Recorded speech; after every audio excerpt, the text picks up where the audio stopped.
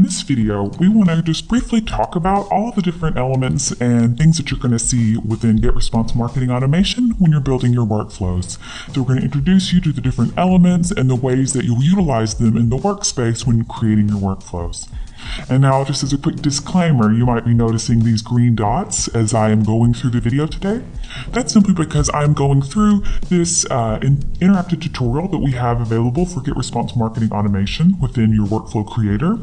And so it's basically a way that you could go through and be able to build a workflow that's guided, so you could kind of see for yourself a way that you could build an example workflow with the elements you have available.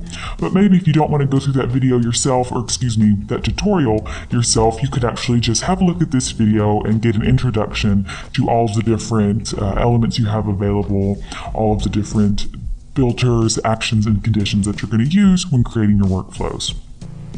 And so you can see here, whenever we've got our workflow creator opened up, you're going to want to, of course, give the workflow a name so you can reference it later.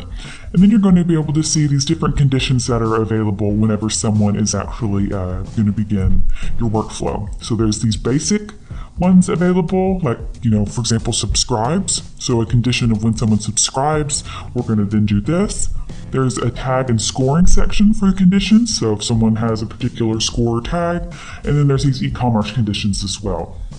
But like I said, I'm going to go through this kind of predefined workflow we have just so you can see an example of a workflow that you could use within your own marketing automation goals.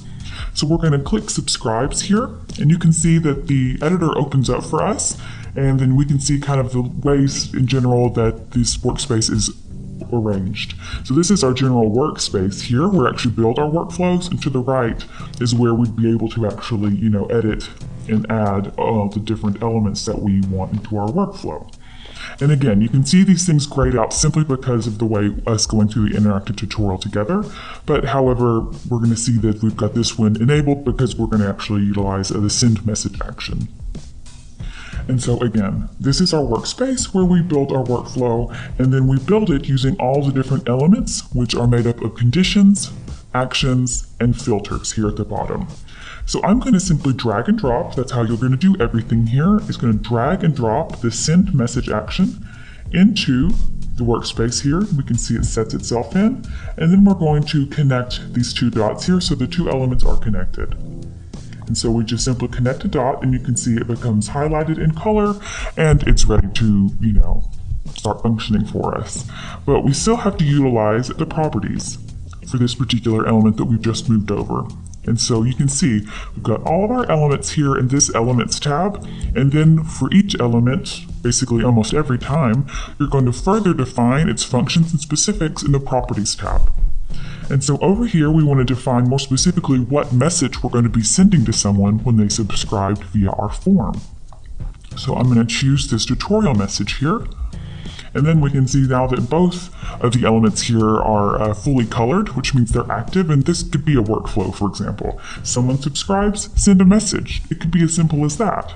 But of course, we do want to extend this workflow just a bit more. So I'm going back to the Elements tab. And now I want to see if anyone has actually opened this particular message. So I'm going to move it over. You can see it goes into its place. And then yet again, remember we need to click connect these two dots so that it is now a part of this workflow I'm creating. So we connect the dots. And then actually want to go ahead and check if someone has actually clicked a link in the message. Because we're checking, have they opened, but also have they been clicking? These are two important things for us to start to discern. So I'm going to move over this link clicked condition over here. And I'm connecting it to this yes connector. So what this means is that someone signs up, we're sending them a message, we're checking here if they've opened the message, and if indeed they've opened the message, I want to now check, did they click any of the links? So that's how the path is working. If they opened a message, we want to see if they clicked a link. And so for this link element in particular, we want to define the properties a bit more, and we want to actually specify a link. So we want to specify a specific link. We want to know if they clicked it. And so we have to go through this process to choose our specific link from a specific message, choosing our message, and then finally choosing the link. And so now we can see this one is fully colored as well. It's active and connected because we are now going to check if a specific link was clicked in that message. Now we want to add an additional action over into this workflow, which is going to be the tag action. So we're moving it over here, dragging and dropping, and connecting the tag action to this negative path, or the no. Was this message opened? No, so we're going to give them a tag. And so when we're doing that, we've moved over this tag action. We want to go over to properties and select the tag. And so at this point, you could create a new tag that you haven't created yet, or you can usually be able to choose from ones that you've created. But in this example, we want to show you that you would create a tag. So I'm going to simply call it inactive 7 because I've created several inactive tags for my example, but you can name it what you wanted. And so we'll add it, and now you can see it's active now. If they did not open this message, assign the tag of inactive 7 to their subscriber profile. Now moving back over to elements, because we've got even more we want to build to this workflow, we want to use this scoring action. So this is a really cool one as well. We could begin to actually score subscriber engagement and behavior, which would really help you, see really who's some of your loyal, engaged customers, maybe which ones are kind of lagging behind, and create some strategies like that. But we're going to move over the scoring action over here, dragging and dropping, and yet again connecting it to the positive path, or the yes condition, basically, if someone did click that link. So the specific link we specified up here, if someone clicked the link, if they did indeed click it, we want to give them a score. So we need to go back to properties and add points. So it's up to you how you set up your own scoring system. You need to define for yourself how much opens are worth to you, clicks, different subscriber behaviors and actions that they could take. What is it worth to you? 10 points, 100 points? So you'll set up your own scoring system if this is a way that you want to start valuing your customers or subscribers in some way. I'll say 100 points. And so if someone clicks this link, we're going to give them 100 scoring points. And now we're going back over to the tag action again, because for those who did not click that specific link in our message, we want to give them their own tag. So I'm going to connect them again and go back to properties and be able to select from the tags that I already have created. So for example, we could choose an additional inactive contact, or maybe not engaged, or a tag. So we could choose any of the tags that we wanted that are already created here. And now I'm going to go back to the elements and utilize another action here called wait. So this is fairly straightforward, hopefully by its name, but this is an action that we're moving over here, and we are going to wait some amount of time before we do something else.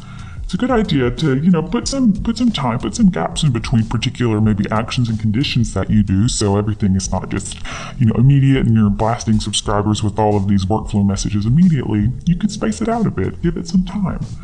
And so we moved over the wait action, but we need to go over to properties and define how long we should wait. So let's simply say, in this case, we want to wait 2 days. And so we could do this here.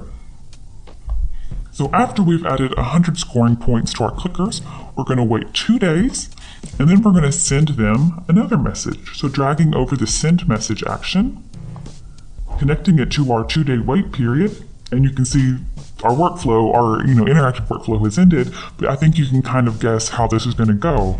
So we're waiting 2 days, and then we're going to send them maybe some specific message, maybe some kind of discount or exclusive offer or download based on them being, an engaged, valuable subscriber of ours that has 100 scoring points.